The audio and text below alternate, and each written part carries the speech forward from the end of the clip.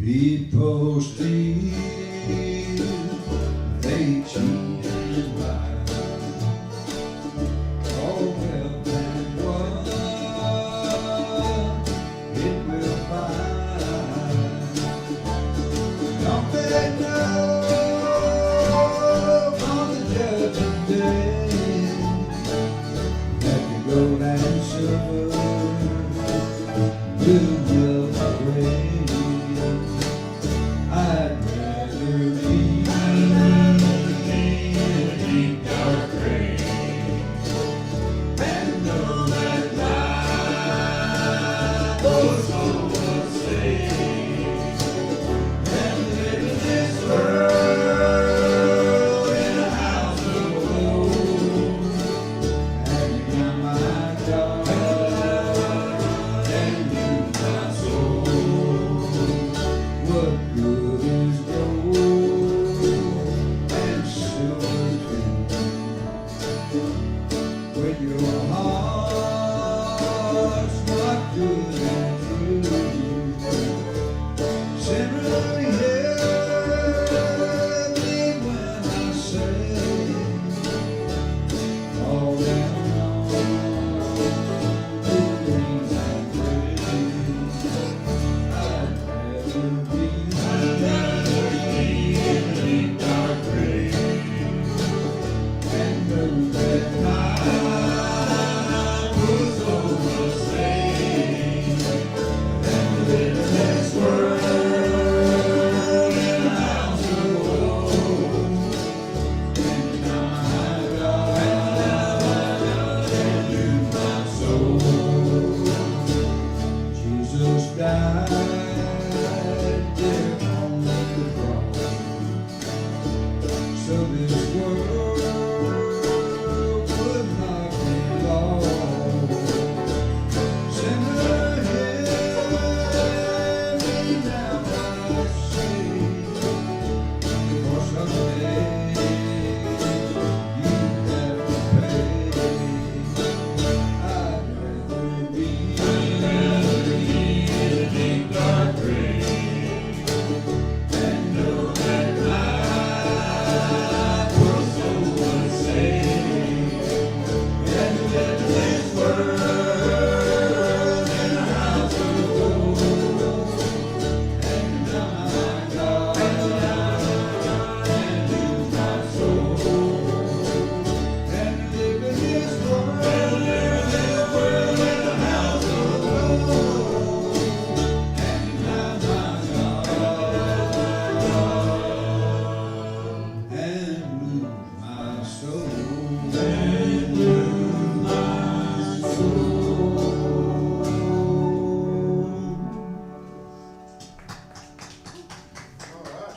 There you go.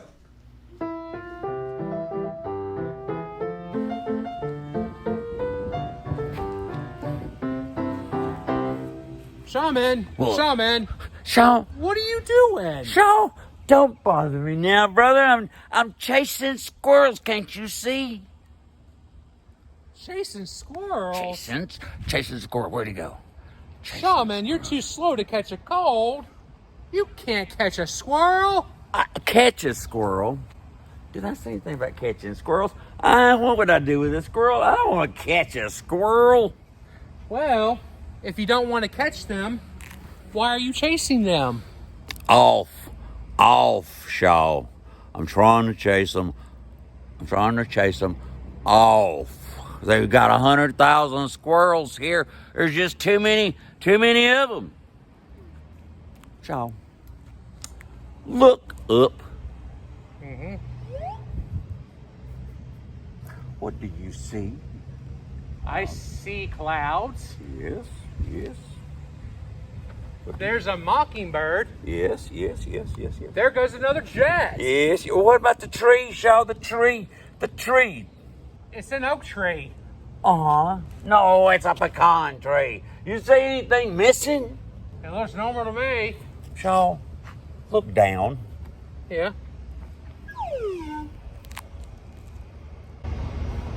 What do you see? Looks normal to me.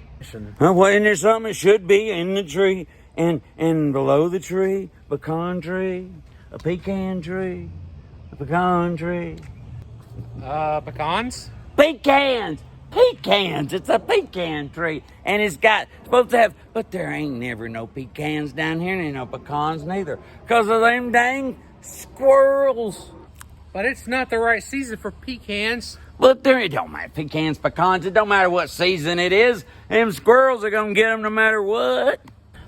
Well, I even know them all by name. Look, there's Squirrel A, and Squirrel B, and Squirrel C, and Squirrel D. And the next one I see, that's going to be Squirrel E. Shaman, What? I think you're the only one who's squirrely around here. What do you mean? What do you mean? Chasing squirrels? Yeah. You're nuts. That's right, they're my nuts. I got my pecan picker's parking permit. I bought it this morning from the feller, and he said, all the pecans you find here are yourn, and all the pecans too. No. I mean, you are not thinking clearly. Whoa. What are you using to chase the squirrels? It's a selfie stick, can't you see? And why would a squirrel run from a selfie stick? Oh, so I got up this morning and looked at this thing. It's just the ugliest thing I ever seen in my life. It's the ugliest. You're going to be so scared of this boy. That thing is just filthy ugly. What do you think? I don't see it. Looks good to me. Give me that. Give me that. I think I can figure out how to run things off with a selfie stick. I tried last year. I tried a mirror. That wasn't as kind of clumsy. It didn't work, but I know I can get rid of them with this, you know. Well, I guess you can't shoot them. I don't want to shoot them. Not in the city limits, you can't. I don't want to hurt the little, I don't want to hurt the little varmints. I just want to run them out past the city limits and let somebody else shoot them. That's all. Maybe make a little more noise. Not noise ordinances. No, you know what happened last time I did that? A noise ordinance. I'd say, hey, y'all squirrels, get out of here. Go on, leave us alone, Get out of here, squirrels. Y'all just get out of here. Hey, keep it down over there, will ya? See there? Oh, sure. I see. I also see signs that you shouldn't be doing this. What do you mean signs? You mean like moss on the trees? You mean like the color of the sunset? No. Do you mean like strange coincidences so wonderful and miraculous that they surely have to have some additional meaning? Is that the signs we're talking about here, Shaw? No, not those signs. Those signs. This sign. And this sign. Oh, and this sign. Squirrel sanctuary? Is that even a thing? A squirrel sanctuary? Is that even a thing, Shaw? Why would somebody sell me a pecan picker's parking permit in a squirrel sanctuary? Shaman, have you ever heard of a sham? A sham. That's one of them wooden, and when you look at that piece of wood, you hammer around your door frame to level it up for you nail it in place. That's what that is, isn't it? No, that's a sham. A sham. That's one of them fancy pillowcases with the lace that is on the outside of a pillow with this already in the pillowcase. That's a sham. Not that kind of sham. Well, my name is Shaman. I think I know a sham when I lay my head on it. Well, Shaman, in that case, have you ever considered oceanfront property of Arizona? Let me give you the brochure. Miles of sandy beaches. Plenty of warm sunshine. But wait a minute. Right here it says just deserts. No. That says just desserts. That means you deserve a dream vacation. Like this one. And we have a great deal on timeshares. If you'll just sign here, we'll get you started in the exciting world of real estate investment. You know, Shaman, I've been thinking it's high time to diversify my portfolio like this. I've been burying money in the backyard, kind of like them squirrels burying. I always have some. Hold this. I always have some, so you see. Now, where did I put that money? Where did I bury that coffee can? Let me see. I found a pecan after all. I'm gonna be famous. I'm gonna be rich. So tell me more about this real estate investment, dude. What about it?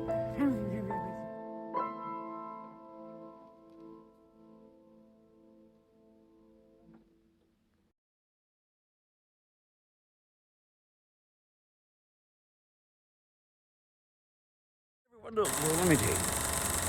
Look up. What do you see? What do you see when you look up?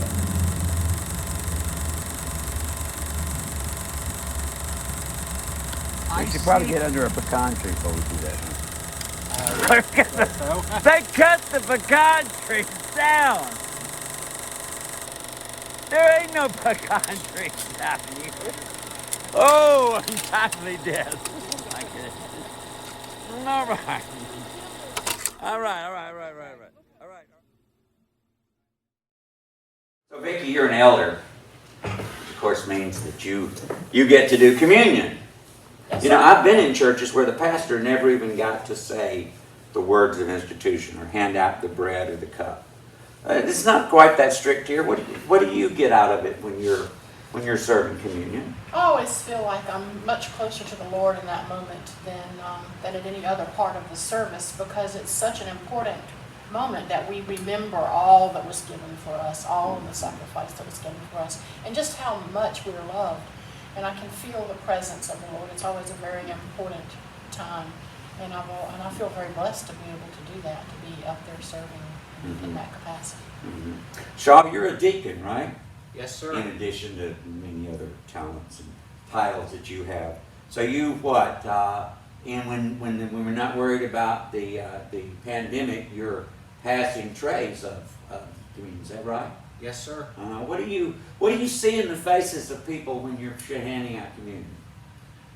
I just see happiness because they're not worried too much because they mask up, and everybody loves to go to church and they seem to enjoy it. So you're talking about now, where you're handing out communion, is just give them a basket and they reach in there and get their individually wrapped, right? Yep. You enjoy doing communion? Yes, sir. So, Vicki, every week when we do Sabbath at my father's house, you give these words, but you're not just reciting words, are you? Oh, no. No, because you seem to really be into it. Yes. I think it's, like I said, I feel very close. I feel very blessed to be able to do that, and I feel a real closeness and a joy in my heart to be able to do that. And when I say those words of institution, I really feel it in that present moment. I really feel that closeness and the love. Okay. Well, why don't we hear and share those words again right now? On the night he was betrayed, Jesus took bread. He broke it.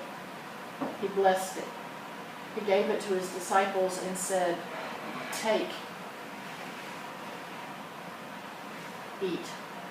This is my body, given for you. Do this in remembrance of me."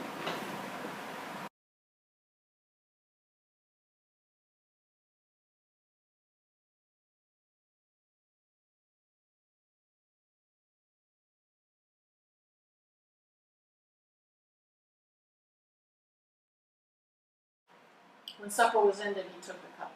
Again, he blessed it.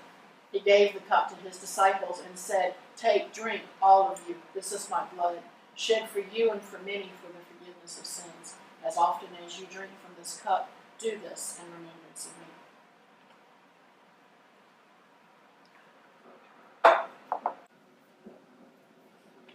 So I'd like to have a prayer in thanks of communion and in communing with each other as we commune with the bread and the juice, and we also commune in the spirit.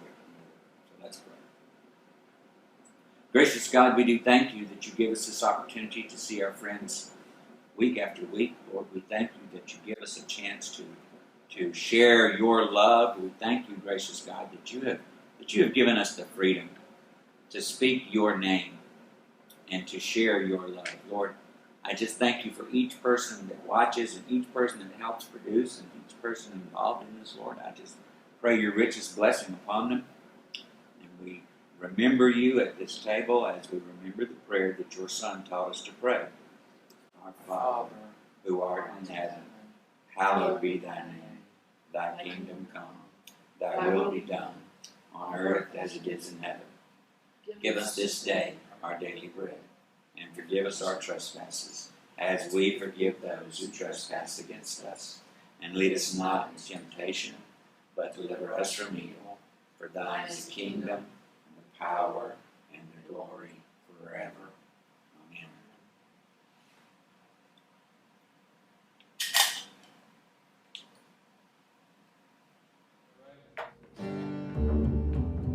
How lovely is your dwelling place, O Lord Almighty. My soul longs and even faints for you. For here my heart is satisfied within your presence. Beneath the shadow of your wings.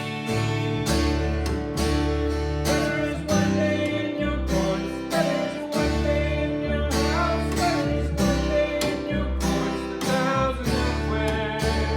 There is one day in your courts, there is one day in your house, there is one day in your courts, 1,000 elsewhere. One thing I ask, and I would seek to see your beauty, to find you in the place your glory dwells.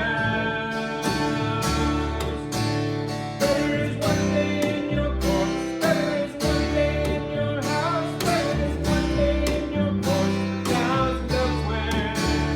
There is one day in your courts, there is one day in your house, there is one day in your courts, 1,000 elsewhere. My heart and flesh cry out for you, the living God. Your spirit's water to my soul. I've tasted and I've seen. Come once again to me. I will draw near to you. I will draw near to you. Better is one day in your courts. Better is one day in your house. Better is one day in your courts, 1,000 elsewhere. Better is one day in your courts. Better is one day in your house. Better is one day in your courts, 1,000 elsewhere. 1,000 elsewhere.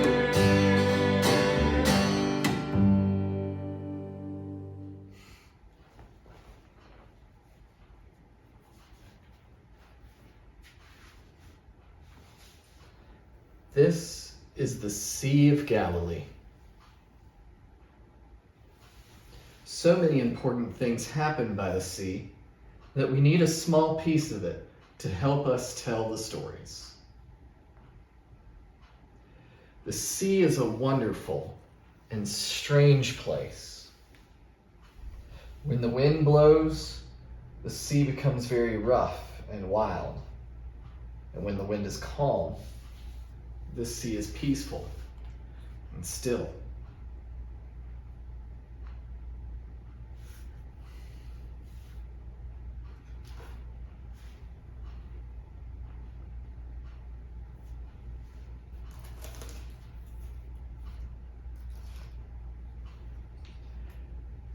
After God raised Jesus from the dead, Jesus' disciples returned to Galilee, where Jesus told them to meet him. One evening, 7 of them decided to go fishing.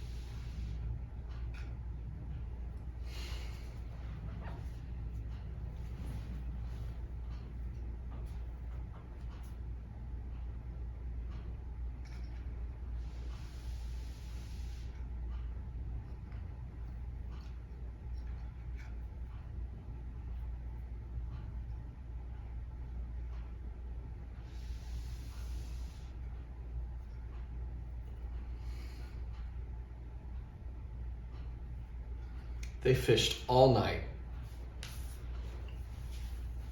but caught nothing. Just after daybreak, they saw someone on the beach.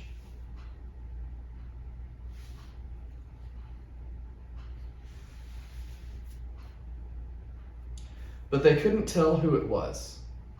He called to them, "Have you caught any fish?" "No," they answered. "Cast the net to the right side of the boat, and you will find some." So they did.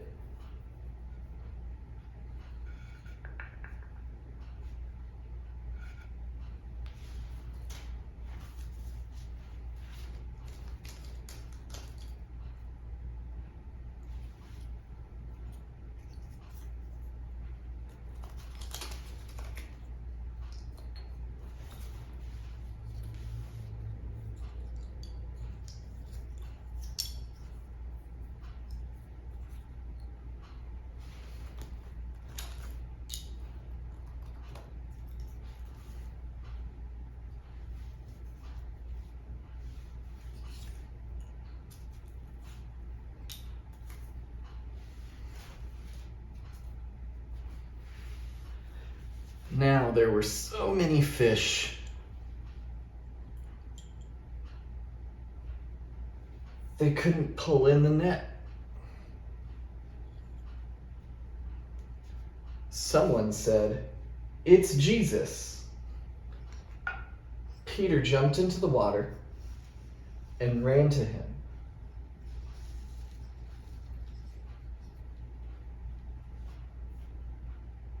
The others came in the boat, dragging the net.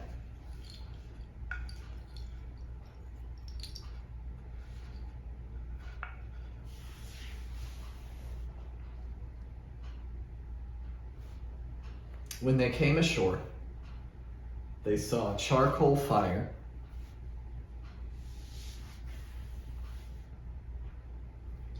with fish and bread on it. "Come and eat," Jesus said.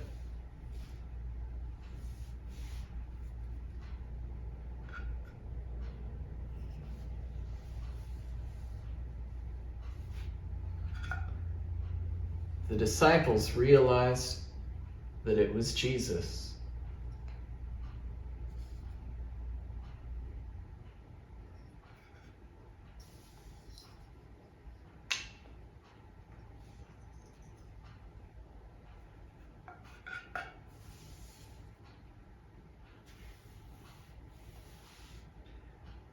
Then Jesus took the bread and gave it to them.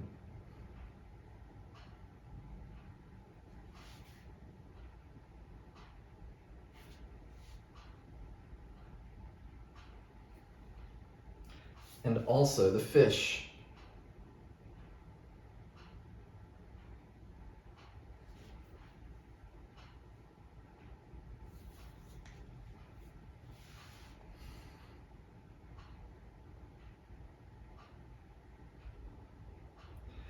I wonder how the disciples feel when Jesus doesn't seem to be around anymore.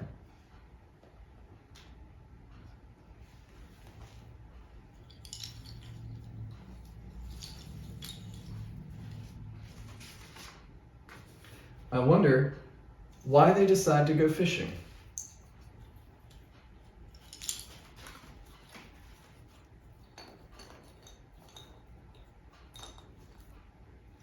I wonder how they feel fishing all night and catching nothing.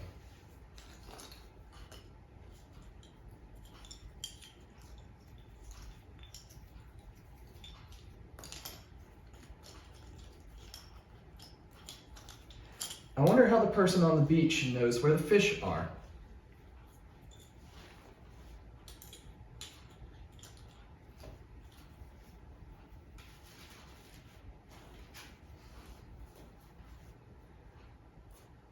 I wonder how the disciples know that the person on the beach is Jesus.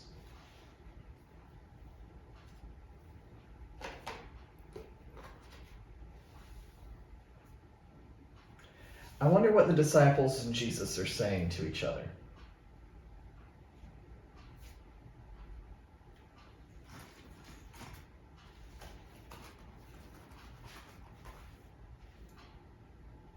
I wonder what they will do now that they have talked to Jesus again.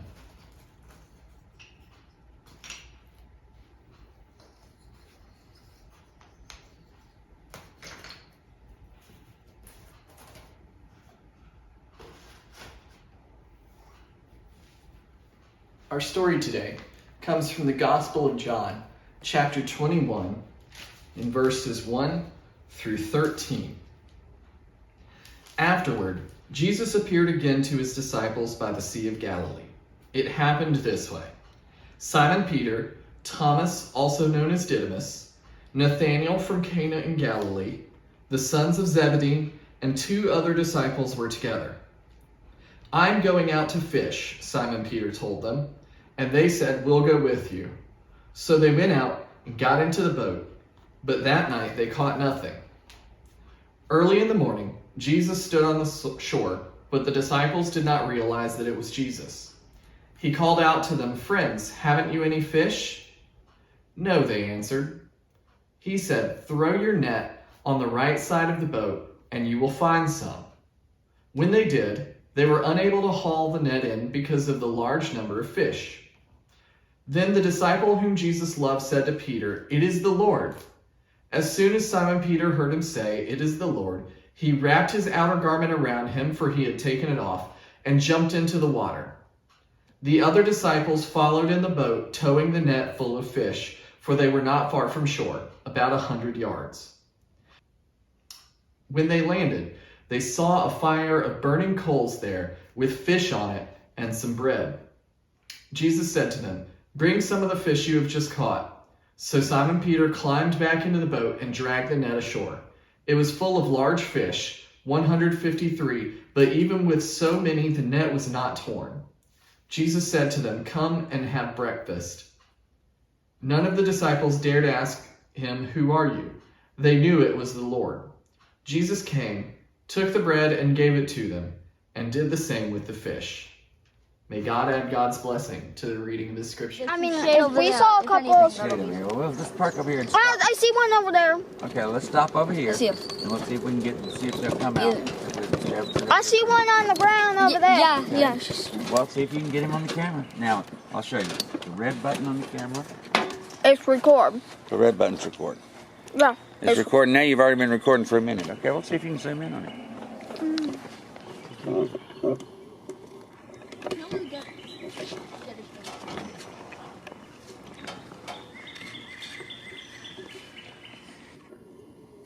Here at Good Rockies Revival Squirrel Sanctuary, we try to help out our furry friends. I see one.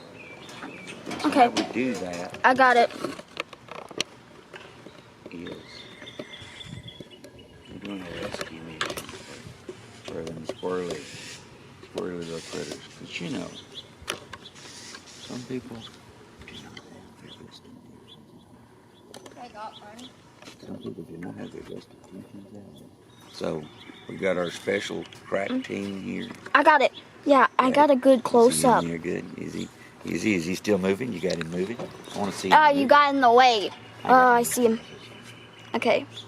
Here at Good Rockies Revival Squirrel Sanctuary. Come see it. I'm getting a good video. Come see. That's a good close up. Let's see what the ladies got. Come look at mine. Let me see what we got.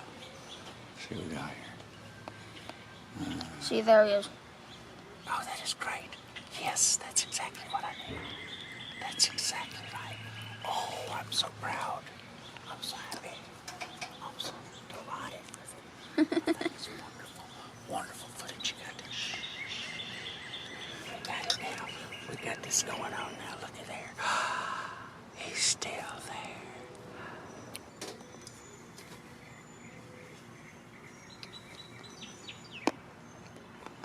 That's good footage.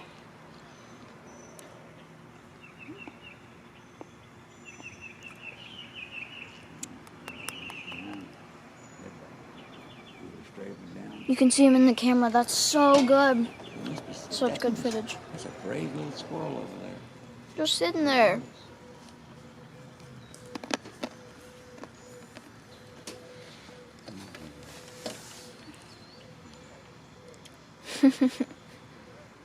The only thing that's in his way is Me. yeah, and cats. Cats. Yeah, I mean, Dreaded cats. there's a couple cats here.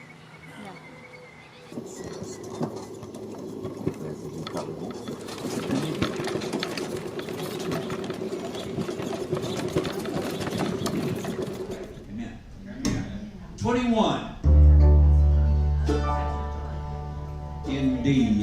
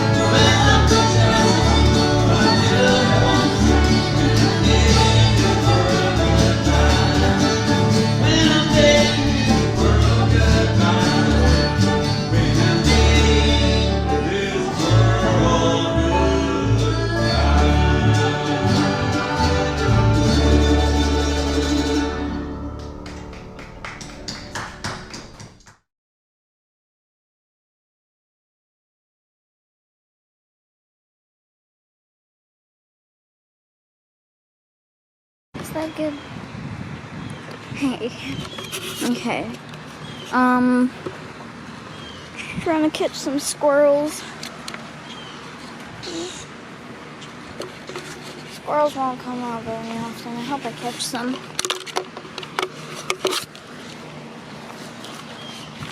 You can catch them from your own backyard if you look close enough.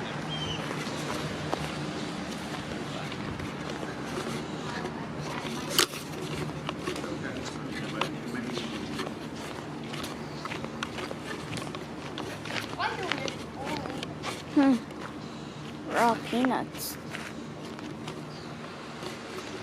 Well, this tree's over 200 years old. Pretty impressive, but it's a tree, so. trees can outlive turtles. Those things can be, what, 130 years old.